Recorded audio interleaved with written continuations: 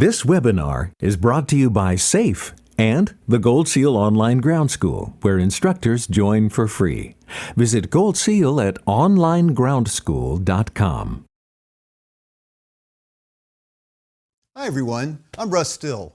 Last month we had a wildly popular broadcast in partnership with SAFE and FAA Fast Team. In fact, we had so many viewer questions that we simply ran out of time. So we brought the gang back together tonight for Loss of Control Part 2. Rich Stowell and David St. are here, but unfortunately Patty Wagstaff had a last-minute schedule change and won't be able to attend live. The good news is that she'll be here with us virtually. We recorded her answering a few of the questions, and we'll be playing them back during the broadcast. Now remember, this presentation is all about you and your questions. There are 3 ways for us to see your question and answer it on the air. First, you can tweet it using hashtag loss of control. If you're watching us on Facebook, you can comment your questions down below, or if you're watching on our website or YouTube, simply type in your question on the live chat box on the right side of your screen. We do have quite a few questions, so let's jump right into it with Dave and Rich. Guys, how are you? Our first question here comes from Terry Edmonds. He asks, am I correct that a glider yaw string does not have lag? Rich, I'll give you this first one to get us rolling. I won't say that a yaw string, also known as a slip string, has 0 lag, but I will say that it is far more sensitive to side slip or showing us that deviation than a traditional slip skid ball. And in fact, if we go back historically, it was the Wright brothers. One of the brothers was the one who said, oh, we need a rudder.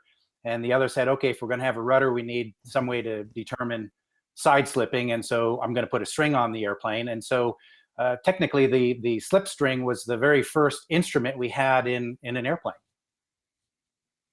Okay, thank you, Rich.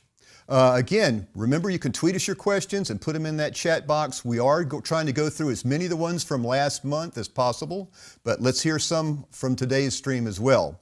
Okay, question number 2. This comes from Bill Tuccio. He says, as a CFI in a Cessna 172, I don't teach skidding or slipping stalls due to the risk of loss of control. I only discuss them in prevention. I recommend that students get this training with an aerobatic airplane. What's your advice? David, you want to take that one? Sure. I have a lot of time in 172s, and I actually think that you'll discover they're fairly stable. And hopefully, Bill, you're comfortable with a turning stall. And as you know, if you're turning in a gliding turn and you bring it to a stall and it's a required maneuver in the practical test, the plane's just going to fall away from the lift vector. Lift is equal on the wings in a coordinated turn. With a slip, if you add the rudder on the top and the power's off, I think you'll discover that it's not very exciting. It just sits there and kind of vibrates. I wouldn't say go out and try it on your own, but maybe find a good instructor that's comfortable with that and try it with them. Probably I wouldn't do the skidding turn unless you are with a person like Rich Stowell, somebody that's going to be used to unusual attitude recovery. Does that sound reasonable, Rich? It does. And of course, as an instructor, even we have to get our flight reviews every 2 years. Why not go up with another instructor yourself and get a little bit more comfortable and competent with those types of maneuvers yourself so you can pass that knowledge on to your students? Yeah, I think it's hugely valuable for the students. Okay, thanks Dave and Rich.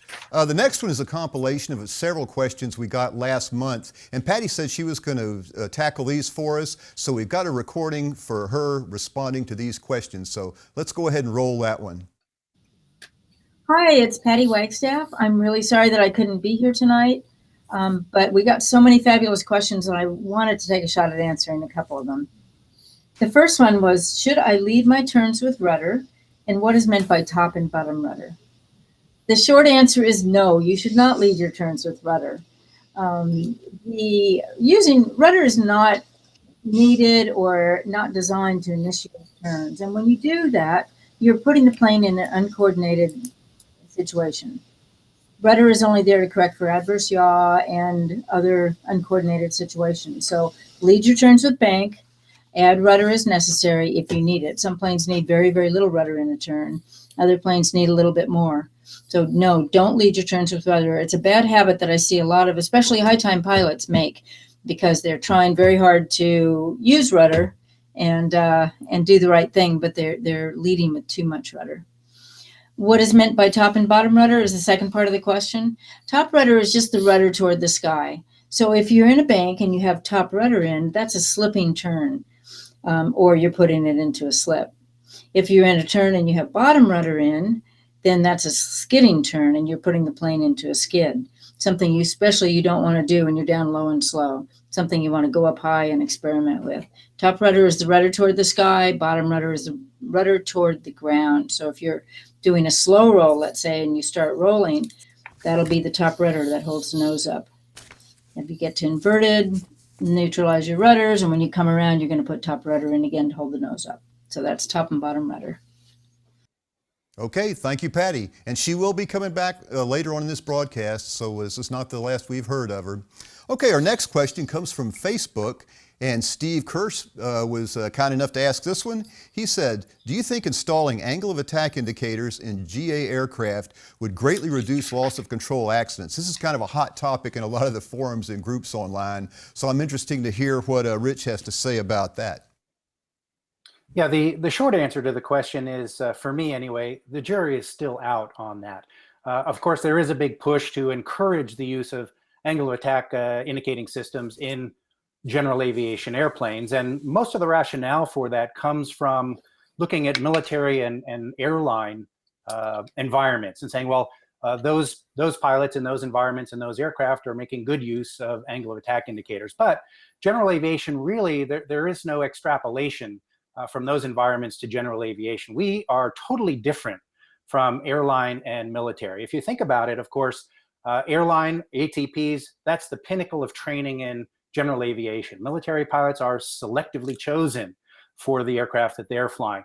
Also, they have entire support systems and teams working with them, helping with decision making and everything else. Very tightly controlled flight environments for both of those environments, where general aviation is much more relaxed and tough to face. But half of us in general aviation are average pilots or below average pilots. So I don't think we can make that same correlation. And there have been several studies that were done a couple of decades ago by the FAA that showed that there was no real net benefit to having angle attack systems in light airplanes. NASA concluded that it did not show any significant improvement in performance and flight safety when they tested it in the early 70s in a light twin engine airplane. I'm curious to see, there have been some more recent studies ongoing about angle attack in GA. I'm curious to see what those results will be. And again, I'm cautiously optimistic. Okay, I think we have a user question coming in on this one now, or not a user question, but a current viewer question. So let's see what we have here. Pilot Pete, I fly a PC-12 for work, and it has a stall protection system with a stick shaker and pusher. The pilot can inhibit the pusher at will. Imminent terrain contact or malfunction aside, why would you ever want to inhibit this safety device? Thank you, Peter. And if you're the Peter I'm thinking of, how you doing, buddy? David, Rich, how about this one for both of you? I know Dave's a PC-12 pilot, so let's hear what you guys have to say. I think when I got into PC-12, the reason for that nice button was so when you're flaring to land and you hear it saying stall, stall, stall, it's not going to start pushing the nose down. So I think a lot of PC-12 pilots just use that inhibit button when you're landing. Because if you want to do a kind of a full stall or nose high landing, you might start to get a shaker talking to you. So that would be the only application for the override I could think of. But I think Rich had a more exciting experience from what he was conveying to me. Yeah, so limited experience, but most of it in the PC-12 was exploring the stall envelope of the airplane. And my experience really points, I think, to the training environment because we learn certain things or pick up certain things from our instructors. In this particular case, every time we did the stall, the pilot would press that big red override button that was on the yoke and immediately pull back, and we would get a secondary stall. But mind you, we were 7,000 feet above the ground. And in the end, what the pilot was doing, what the pilot had been taught to do, was to try to minimize altitude on stall recovery. And that's the wrong message to convey when we're in a training environment. The most important thing to do in stall recovery is reattach the airflow. And once we've done that, then we have all of the other options that are available to us. And in fact, I like to tell people that in a worst case scenario, you should be willing and able to give away all but the last foot of altitude to regain control of the airplane and do something about flaring the airplane for landing.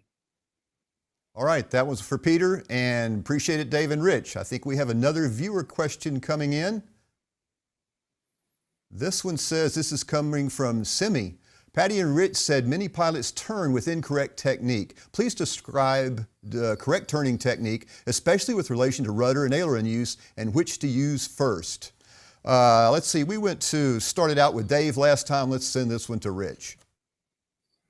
Okay, so as Patty mentioned earlier, rudder is used to coordinate or cancel yaw in the majority of cases. So proper technique is to use a coordinated aileron and rudder application to establish the bank.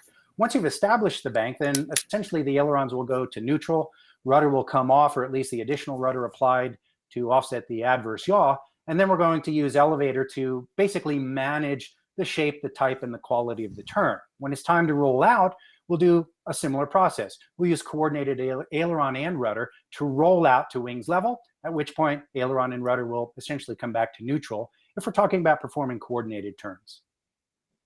Okay. Thank you, Simi, for that question.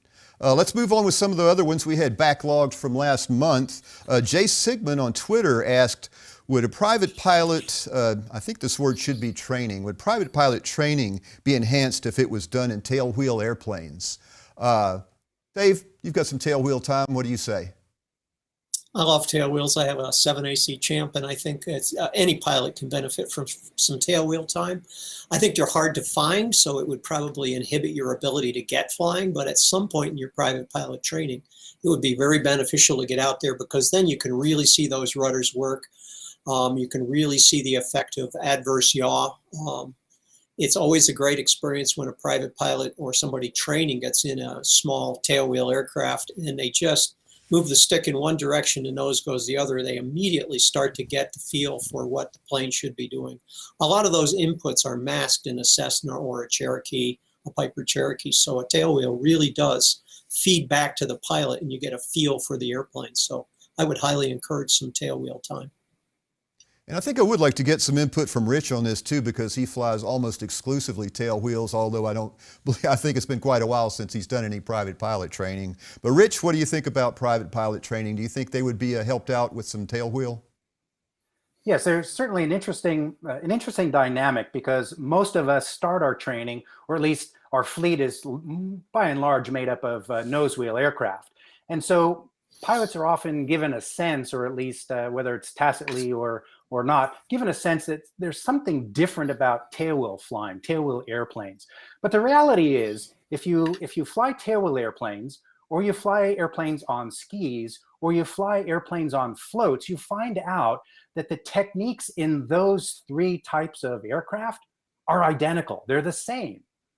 And so it's really the nose wheel airplane that we treat differently, when in reality, there's so many good tailwheel and float plane techniques that we can and should be incorporating even into nose wheel flying.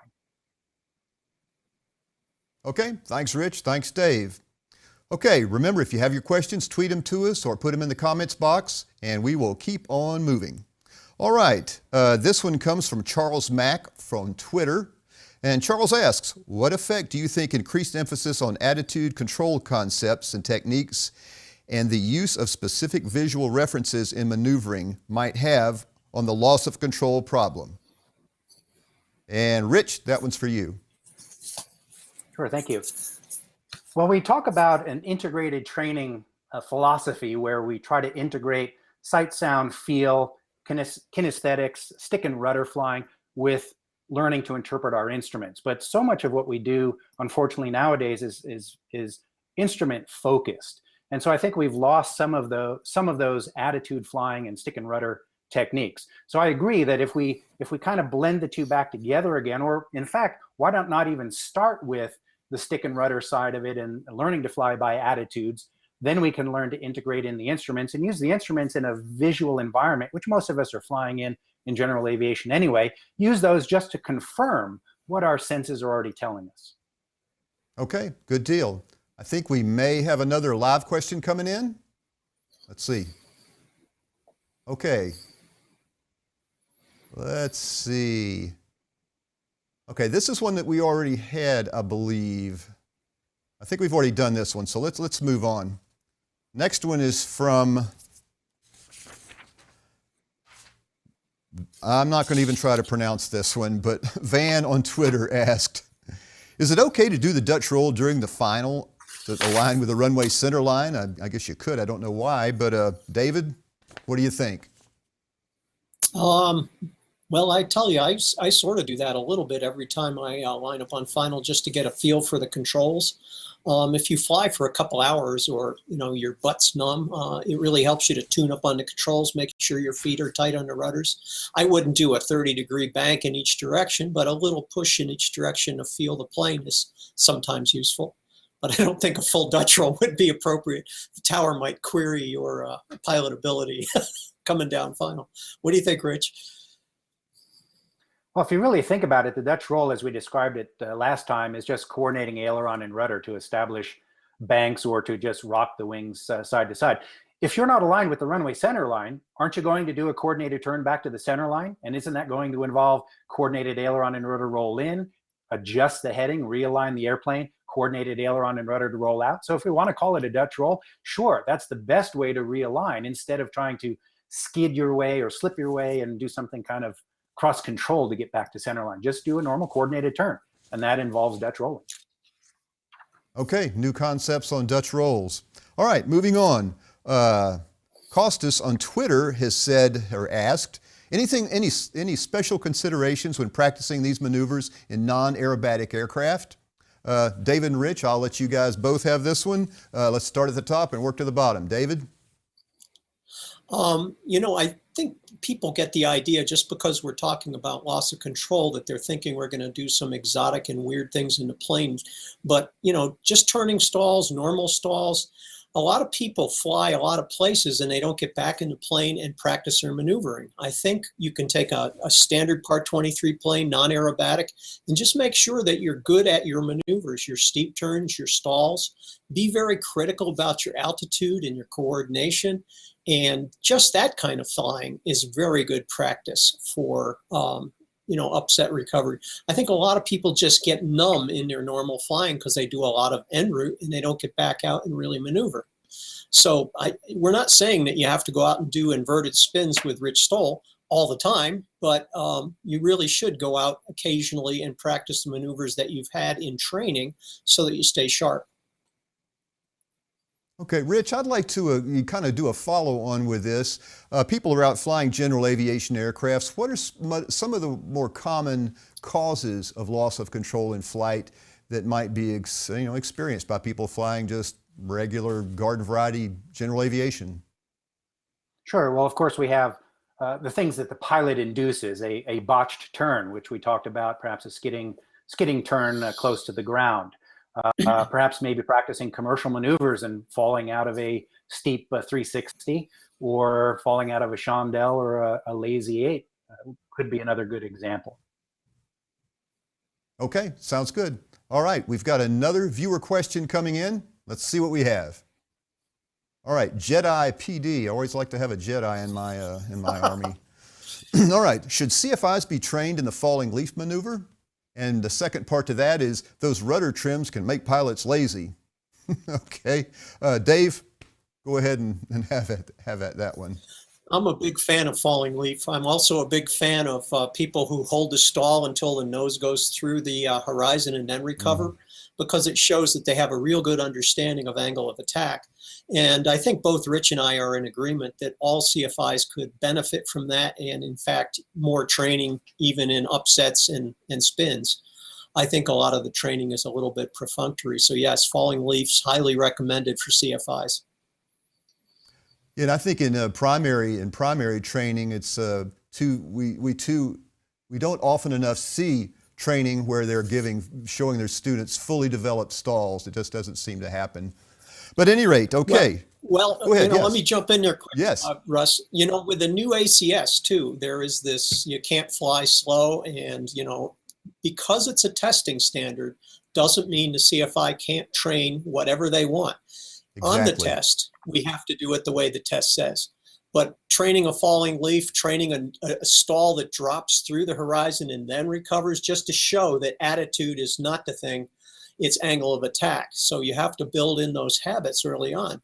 And I'm afraid with the ACS being a testing standard, it's going to also become a training standard, which is not the intention. CFIs can train however they like, and I think going a little deeper into that regime is going to be very valuable for upset recovery skills. A really important distinction. I think a CFI should always remember that the ACS is for the test. It doesn't mean that's the minimum of what you should be teaching. Okay, what was that again, Ethan? One more time. Okay, here we are. Fly Artist 1 on Twitter has a question, and he or she says, can you guys mention the effects of weight and balance during a loss of control situation? Okay, Rich, this one will go to you. Okay, sure, thanks. So let's assume that we're within weight and balance limitations, which should be a good assumption, I would hope, for everybody.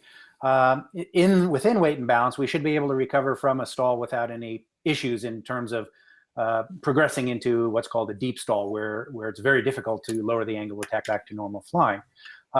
Same thing with spins. If we're in the normal category, within weight and balance, you have a one-turn margin for error in which to do all of the correct things, and spin recovery should be guaranteed.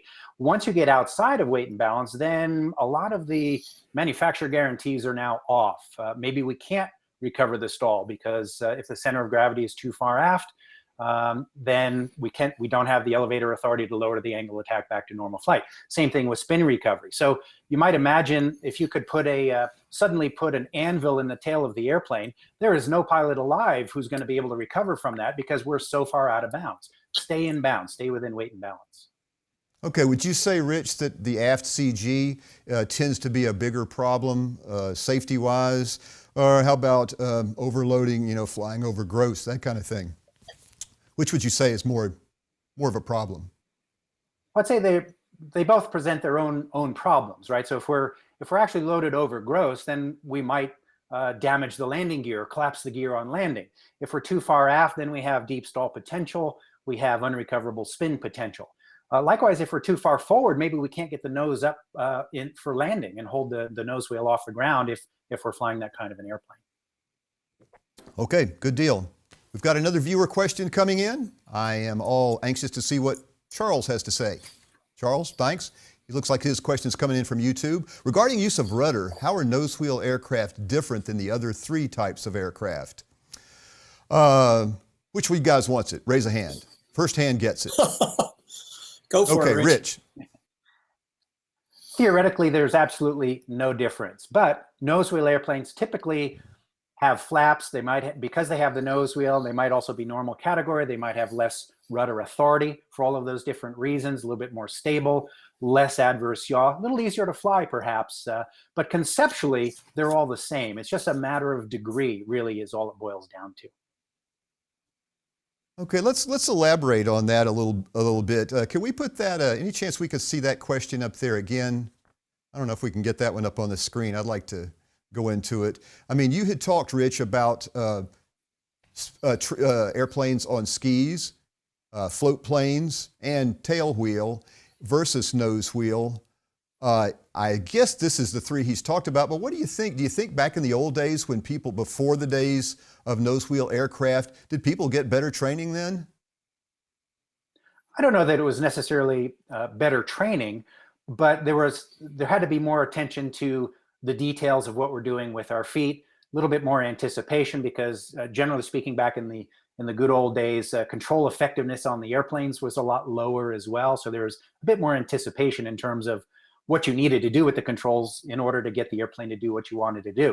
But talking about the tailwheel airplane, the ski airplane, the airplane on skis, and the airplane on floats, all of those airplanes, it's nice to land low, slow, landing attitude. You don't want to land on the front of the skis. You don't want to land on the front of the floats. You want to have somewhat of a nose up attitude. Why don't we teach that in our nose wheel airplanes? You see a lot of nose wheel airplanes landing pretty darn flat. Bring the nose up. Treat it like a soft field landing. What's wrong with soft field? Soft is Gotcha. good. Yeah, if you fly floats, there's a phrase about that. You can't land nose low, or you're going to go swimming. Every landing's got to be a good one. It doesn't tolerate that kind of abuse. So, I think for all pilots, every variety of flying is going to improve your flying and everything else. I would encourage people to go out and try some glider time, some ski time, some float time, really vary your experience, and it's going to pay back benefits in everything you fly. It's why you see airline pilots going out and getting a seaplane rating on the weekend. It's going to pay you back. So get out there and vary your experience. It'll really pay you back. Okay, thank you, Dave. Thank you, Rich. Okay, another viewer question coming in. This one comes from Aaron. Thank you for that, Aaron. And the question is, describe the proper technique to enter or exit a slip smoothly, as well as transitioning between left wing down and right wing down slips. And then she kind of follow on. But I think we got that one. How about it, Rich? Yeah, so I teach slips. Everything that we do, even slip inputs, are coordinated actions. Now, it may not be coordinated flight from a yaw standpoint, but we coordinate our inputs.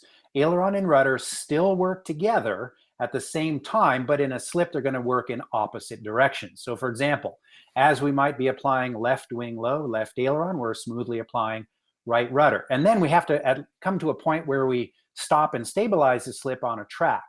Also in line with that is allow your body to sit with the airplane. Try not to sit upright to the horizon. Allow your body to sit with the airplane. You'll get a better visual look at what the slip is. Time to take the slip inputs out. Coordinate those inputs. Aileron and rudder coming back to neutral at the same time. Wings level, nose back on your original heading, and you're done. If you want to then transition to the right side, then go ahead and do that. Just practice slow, steady, smooth. Coordinate the inputs, in other words, in terms of timing. And then as you get better with that, then you can try one where you go from one side and smoothly just switch it all the way to the other side. But keep your body posture aligned with the airplane throughout as well. All right, thanks for that one, Aaron. Appreciate it. Let's move on. Lee Brannon has asked on Twitter, is a forward slip dangerous as a way to lose altitude on final approach? Dave. God, I love that question. It's obviously not dangerous. It's something every pilot should be able to do. It's a great tool in your toolkit for losing altitude, and it is required on a private pilot test, a required maneuver. So if you haven't done one, you should have done one. But I do see a lot of people that fear it because they don't understand that a slip is primarily a stable maneuver. As Patty was saying, top rudder is the rudder toward the sky. That would be slipping, is opposing the roll. And so the forces are in opposition, and that plane is going to be stable right down to the runway. And when I do a pilot evaluation, and I recently did one, and the fellow, I gave him an engine failure over a small field, and he, brought it around, circled down, put it into a big slip and put it right on the numbers. And I'm like, boy, that's a guy who should be a pilot. I mean, and he said to me, I love a good slip. So that's a sign that a person really has good control of the plane and they understand the aerodynamics involved. Very safe, very good maneuver. If you fly gliders, you're going to always be using that slip to land because you're generally going to keep it high until you're on short final and then scrub off that last altitude as you come in for the landing. And I would say that if you're flying an airplane that doesn't have flaps, you're going to be using slips on just about every landing. There is this, some of the Cessna models, 172s and 182s, depending on the year, they don't necessarily have prohibitions, but they do issue a lot of cautionary material about whether or not to use a slip on landing. So I agree, there should be something everybody does. So anyway, let's move on. I think we have a viewer question. Okay, Neil, thank you. Have you seen the Air Safety Institute single point of failure? Well, I hope somebody has. What is your opinion on practicing partial panel flying? Okay, I'm not sure which one of you guys has seen it. Have either one of you seen this single point of failure? Russ, I've not seen it. And of course, the airplanes I fly are partial panel all the time. There's not a whole lot there. So I'm going to kick it over to David. Yeah. Yeah, when I'm flying a Pilatus with 4 big TV screens and we have a failure, it's never a good day. But that usually means we have a little ephes. It's about the size of what you see in most GA planes. I think obviously we all in commercial flying become dependent on the magic to operate all the time. And I think that what this viewer is pointing out is that that kind of dependency is very dangerous. And we should be, of course, practicing frequently on the small screen or the residual instruments so that we can control the plane, even when we've lost the magic. So a very good point, well taken.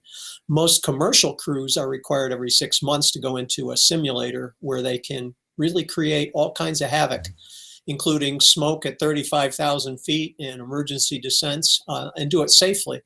In a lot of our planes, it's kind of hard to simulate that, but it's a good skill. In the smaller planes, obviously, it's incumbent upon the instructor to create that simulation frequently, so that people are comfortable and capable on a partial panel situation. Otherwise, yes, you are totally single point of failure dependent. Okay, thank you for that one. All right, let's bring Patty back and let's see what she has to offer us in one of these questions. The next question that I'd like to answer is, what is the recovery from a turning stall? There's no difference when you're recovering from a turning stall and a straight ahead stall. Unload the airplane, unload the wing, push the stick forward or neutralize it, let the airplane fly. It doesn't matter whether you're in a turn, whether you're upside down, whether you're going straight down. Anytime you find yourself in a stall or close to a stall and you want to increase the angle of attack, push the stick forward, unload the wing, let the wing fly. It's the recovery for any type of stall. Okay, good. Thank you, Patty. Okay, this next one we have Mark Lib on Twitter. He has asked, what about contacting your local DPEs to see what instructors are sending them well-prepared students? That's not really, that wording is kind of odd. I think he's saying, what about contacting local DPEs and, well, I'm not sure exactly what this question is saying. Dave, I'm going to let you take a look at this. You are a DPE. Do you hear from instructors in advance before they bring students to you to find out what your expectations are? Perhaps that's what the question means. I think it could be that, or it could be that they are looking to sort of evaluate CFIs on the basis of their pass rate, which in Canada, that kind of data is you can access. In the United States, you can't. So you might have to ask a DPE who are the instructors who are sending exceptionally well-prepared students. And as far as I know, that is, there's a lot of politics in the business, but that is a valid question to answer and say, oh, so-and-so sent me 3 wonderfully prepared students. We obviously have to be very careful we don't say anything controversial or disparaging about anybody, but we could say who's doing a good job, I imagine. So I think that's valid if that's what they're asking. Okay, well, it's I would have a question or a follow-on about that. Do you have any problem, and certainly nothing to do with loss of control, but since a lot of people have some form of check ride in their future, do you have any real issues with people contacting you to ask you about what some of your pet peeves are or things that you specifically like to see or not see in a check ride? What do you feel about that? I actually wrote a whole website on that because I feel that the applicant should know everything they can about the test to be successful on it. And you did a wonderful tape on that, which I often recommend to people, check ride, and it's free, available online. It is really the saddest thing as a DPE to see someone come in and they obviously were not told what the rules of engagement were. They might not even have an ACS copy with them. So that's very unfair to the applicant, and it's not their fault. And if they're unsuccessful, I often feel it's not their fault, and they should have every advantage to pass that test. So, yeah, I think I can't remember. It's FAAflighttest.us, and it has all kinds of information on how to pass your check ride. Okay, good so, advice. Approach your DPE and ask them. Really worth it. Doesn't hurt to Thank call, you, Russ. right? Absolutely. Okay, we've got another viewer question. Let's see what this one is. Charles Mack. Angle of attack indicators. We're back to this one again. Loss of control is not an instrumentation problem. Thoughts? Okay, this angle of attack thing is always seems to be a big controversy in all the forums and Facebook groups. Rich, let me send this one back over to you. Do you have any more to say about that? Sure. Of course, any type of accident, we talk about the chain of events that leads to it. And most of the links in that chain have to do with human factors or aeronautical decision making, risk management. And then typically the culminating event, the last thing that happens before, say, the fatal accident occurs, is some kind of a miscommunication, a stick and rudder issue where the pilot miscommunicates control inputs to the airplane and the airplane departs controlled flight. So from that standpoint, correct, it is not an instrument issue, an instrument problem. However, we talk about putting tools in the pilot's toolbox, and certain instruments, certain technology can be used as additional tools in our toolbox, in addition with risk management and good sound decision making and situational awareness and stick and rudder skills. Unfortunately, a lot of times we're looking for the universal tool, the latest tool from Runco and K-Tel. You buy this one thing, throw the rest of your tools away, you'll never need them again. And that's simply not realistic. It's not the case at all. So if we are going to add technology to our airplane, let's look at it as an add-on, something that's going to complement the rest of our skills and tools. We're not going to forsake staying current and proficient with those other tools as well. Okay, thank you, Rich. All right, let's move on. Matt the Aviator. Oh, wait a minute, we've got a viewer question. I'm sorry. Let's jump on this one. No, there's a name I know, the whole X's. If I understand correctly, the falling leaf exercise employs only rudder to keep the wings level. Doesn't that make the aircraft uncoordinated? What's the true benefit of the exercise? Okay, David, let's send this one back to you. Uh-oh, now I'm in trouble. At the risk of embarrassing myself, I always fly the falling leaf with coordinated, because you usually have some aileron control left. You obviously lots of rudder, but it doesn't mean that you're just using rudder. And I think people make that mistake in a stall recovery too. They see the plane starting to roll off in one direction and they just kick in gobs of rudder. But I think this might be a better question for Rich Stowell. Well, way to shirk that off on me there, David. So there are a couple of different variations of the falling leaf. The particular variation I do is designed to prevent the airplane actually from moving from one side to the other. Our whole purpose is we'll actually divide the cockpit duties. I, as the instructor, will hold the stick back to prolong the stall behavior of the airplane. The student can hang on to the metal bars up in front, so the only control they have use of is the rudder. And their objective, their goal is to use the rudder to stay on heading and to keep the wings level. And the whole secret to that exercise, it's about the frequency of the rudder movements, not the amplitude. Very high frequency, very small amplitude, almost like the way anti-lock brakes work on a more modern car. And so from that standpoint, if the pilot is moving their feet, it's dynamic enough that there is no net yaw that's occurring. Now, if a wing does drop, then the pilot has to apply some opposite rudder, but it's not just one rudder input. I have them kind of pump the rudder, add and subtract, kind of ratchet their way back to wings level so that they don't generate sufficient yaw to then depart in the other direction. So that's just one variation that I use that's exclusively is about the rudder. Think of it like this. If anybody has seen the movie Forrest Gump, this is taking Forrest when he's trying to run away from the bullies wearing his leg braces, and his leg braces blow off, and now he's a world-class sprinter. His legs are free to move, high-speed movement, and he becomes a track star. This is what the rudder stall falling leaf exercise can do for you. Okay, thank you, sir.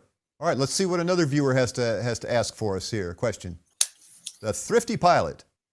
What are your thoughts on private sport-level training in an SR-22 as opposed to a Cessna or a Piper? Is it a good idea to start in a high-performance aircraft? David, I'm going to send this one your way. Excuse me, and how come that's the Thrifty Pilot if he's flying in an SR-22, I guess, would be the first question. Because he saved a lot of money up. Right. Well, I was a CSIP and went out to Duluth and did that training. And the first time I went there, it was all about how to handle the avionics. And when I went back a year later, it was all about teaching people the basics because a lot of people were getting their certificates in Cirrus and they were munching them up on landing because they didn't have good controllability. So we got back to teaching primary in the Cirrus. I think you're flying a lot of airplane initially for learning to fly. We have students here in Ithaca at Cornell University who want to start flying in jets, and we tell them it's probably not their best use of money. So I think you probably want to pick a plane that's at your budget level that doesn't have too much complexity. And as I think the previous person asking about attitude, you want to have something that's really kind of basic so it doesn't offer a lot of distractions. And then you can move up, I think, is a better idea to something like a Cirrus. Not to disparage the plane, I love the Cirrus, but it does have its own distractions and a lot of stuff going on in the panel. Okay, thank you for that one. And I will say that sense? I have done a lot of primary training, or not a lot, but some degree of primary training in high performance and some advanced airplanes.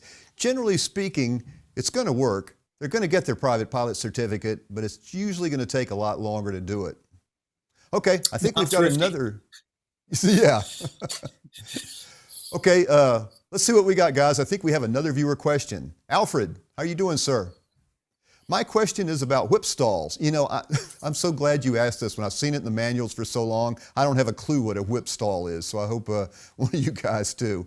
I understand normal and utility category aircraft may not be certificated for them. Am I correct? And also educate me, what is a whip stall? Rich?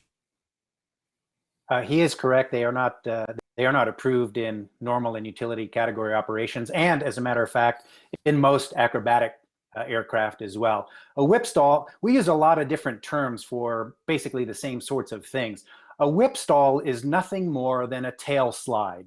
And there's if anybody has a chance to read any of the late great Bill Kirshner's books, there was something called Kirshner's corollary as relates to stalling an airplane. And the corollary goes like this: what you put into the stall, you will get out of the stall. So basically, if you think about symmetry on the horizon, if you pull the nose up to this attitude at the stall brake, it's going to pitch about that same attitude below the horizon. If I pull the airplane to an attitude like this, it's going to back up and whip to a vertical down attitude. So whip stalls are just perhaps a layman's variation of a tail slide, which you might see at an air show. Okay, all right. Well, I for one am glad to hear that. So much appreciated. All right.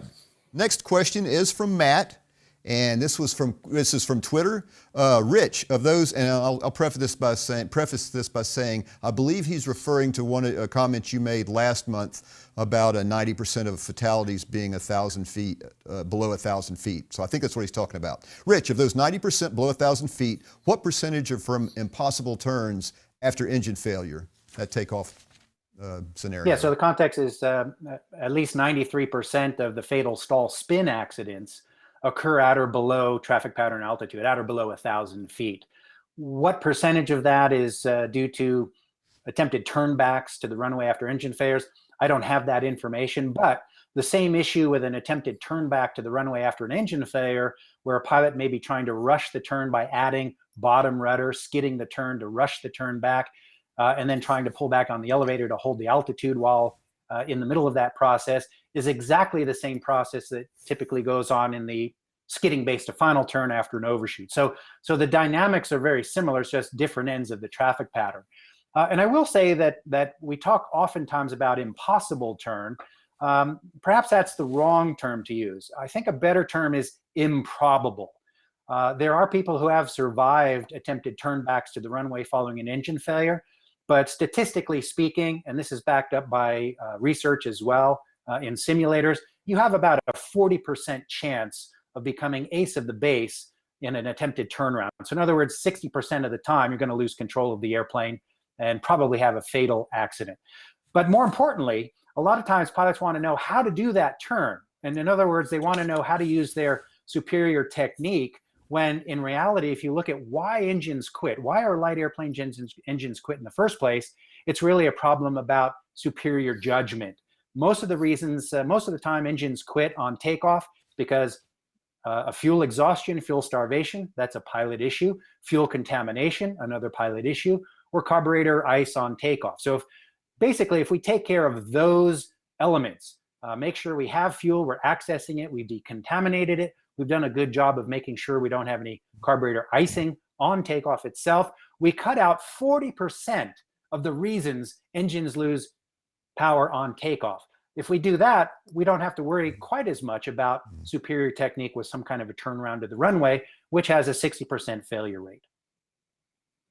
Okay, thank you. I'd like to add in that so many of these discussions about the impossible or improbable turn, one thing that's people overlook is a big part of how successful someone will be with this type of maneuver is, of course, how high he is when he tries to make it happen, but which way you turn into the wind or downwind. If you make that turn back to the airport downwind, and you really cut your odds of making it back home safe and sound by a great degree. Okay, let's keep some more questions coming in. Put them in that chat box or tweet them to us at Loss of Control. And we will go on to, this is another name that I can't pronounce. Forgive me. It comes from Twitter. Are most of LOC accidents weather-related?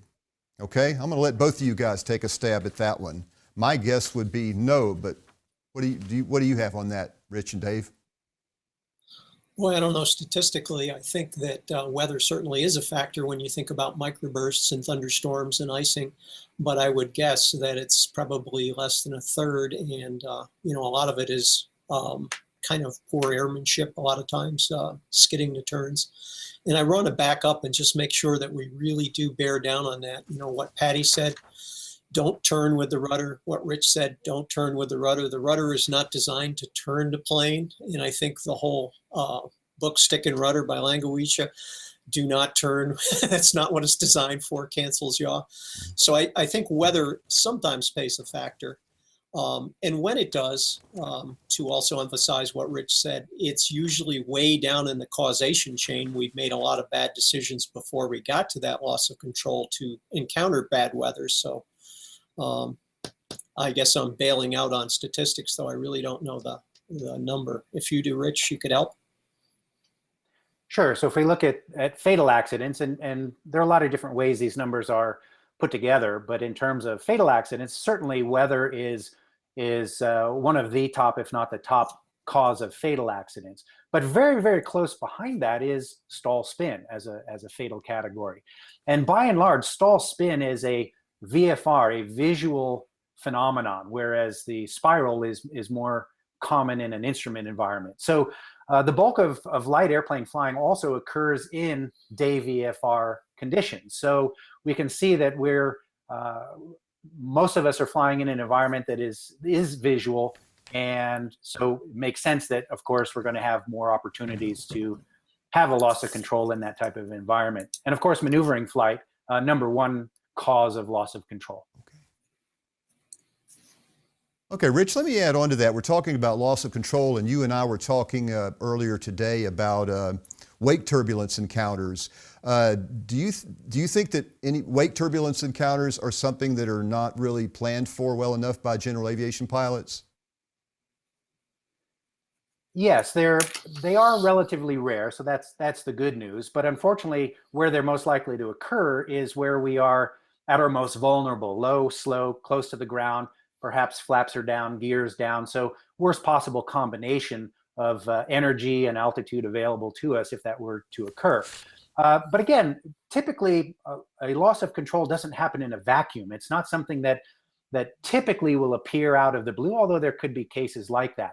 If I know I'm going up in an airplane and I'm going to practice steep 360s up at altitude for a commercial check ride, I might be thinking, okay, what if I fall out of that maneuver? What am I going to do? Of course, altitude is not the limiting factor there. I may run out of structural or VNE issues long before the ground becomes the factor. But when I come back to the airport, if I'm going into, let's say, Boeing Field in Washington, I know before I ever get back to the airport, that's a wake turbulence rich environment. So now what am I thinking? What are my avoidance strategies? What am I going to pay attention to? Am I going to let air traffic control or anybody else put me in a position that increases my risk of a wake turbulence encounter? And then finally, what would I do if I get into that type of situation? Okay. All right. Any other particular issues involving loss of control that general aviation pilots may not be taught or may not, practice enough? We've talked about, weather issues, uncoordinated turns, wake turbulence encounters, engine loss on takeoff. Anything else that we can get back into the loss of control portion of this question? Dave, do you have anything to add? No, I can see why Rich Stowell is such a good instructor. However, he really brings out the scenarios, and that's what a good instructor has to do. We obviously can't take a student to every situation where they're going to encounter risks, but we have to present them with those problems. We have to always be saying, well, what if a large heavy landed ahead of you? What are you going to be doing?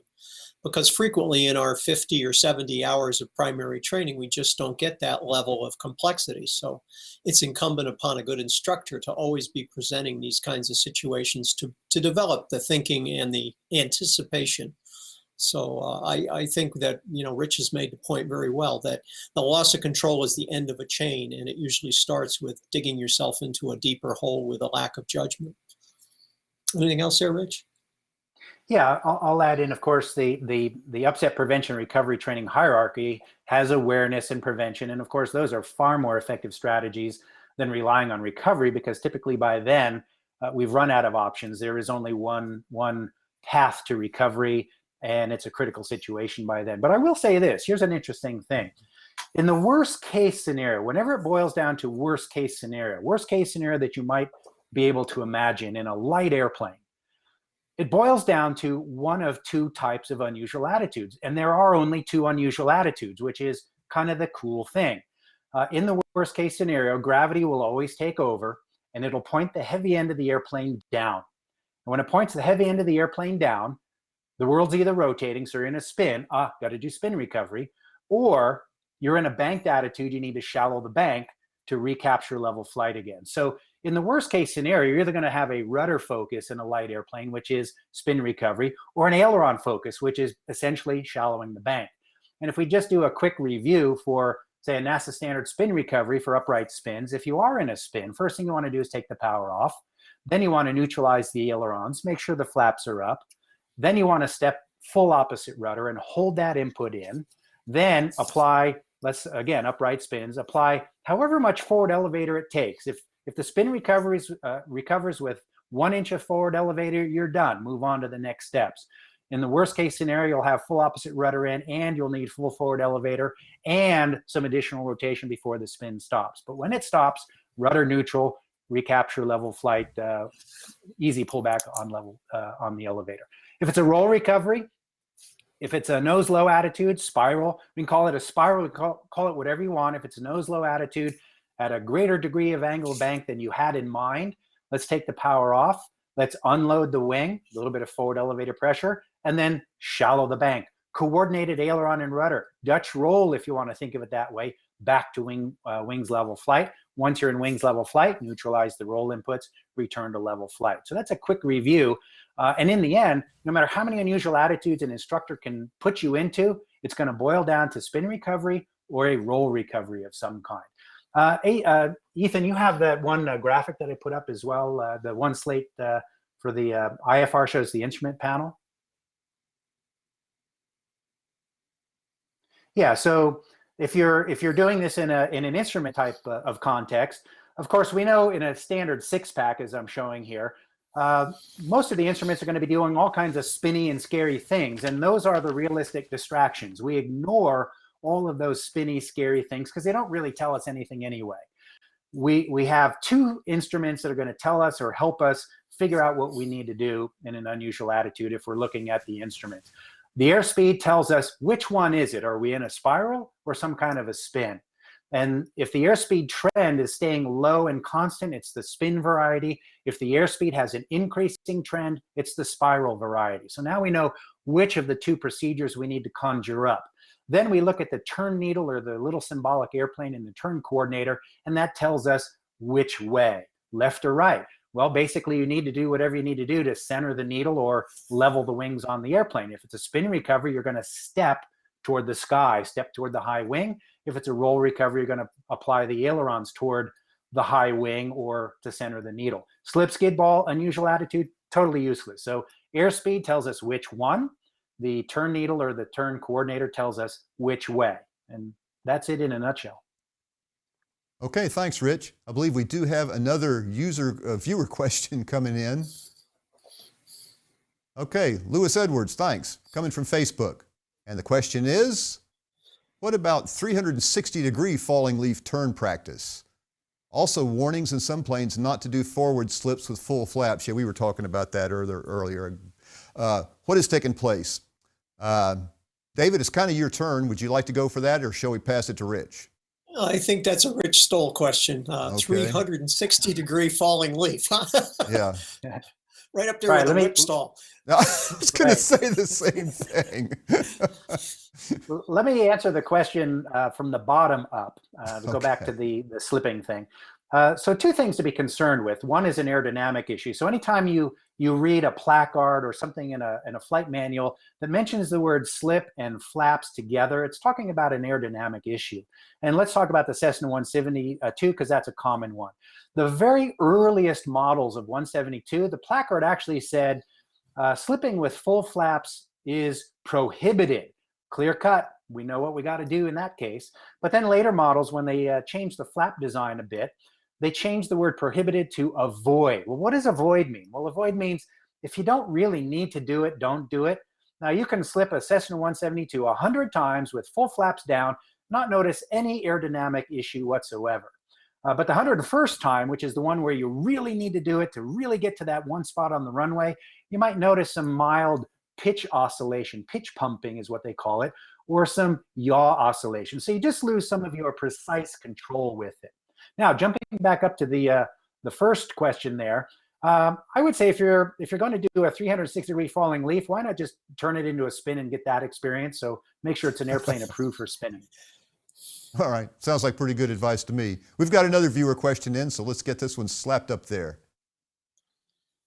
All right. From Twitter, is there a comprehensive resource where a student pilot like me can find statistics related to causes of accidents? Yeah, there are a number.